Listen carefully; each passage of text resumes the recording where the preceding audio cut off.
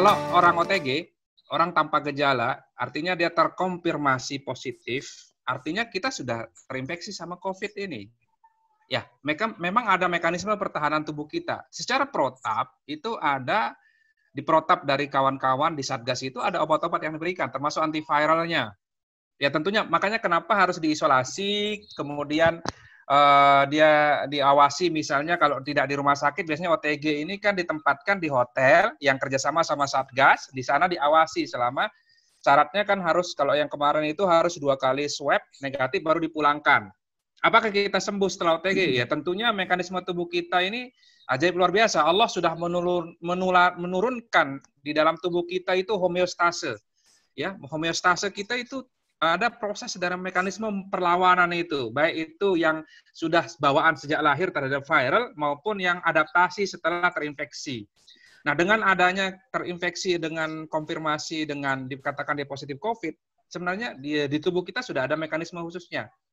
Apakah tanpa obat bisa sembuh?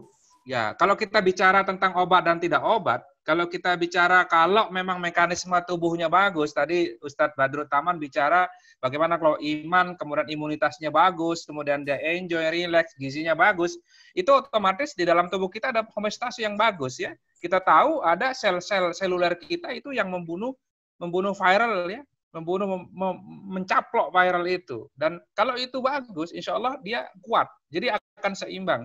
Bayangkan ketika terjadi dia lemah, otomatis akan terjadi resiko besar untuk pemburukan gejala. Kita ketahui kami di NTB, gejala yang orang-orang yang tanpa gejala ya, yang tanpa gejala itu 80% loh kasusnya dari ribuan kasus sekarang ini. Dan itu sekitar 80% yang tanpa gejala, 15% itu yang gejala sedang berat.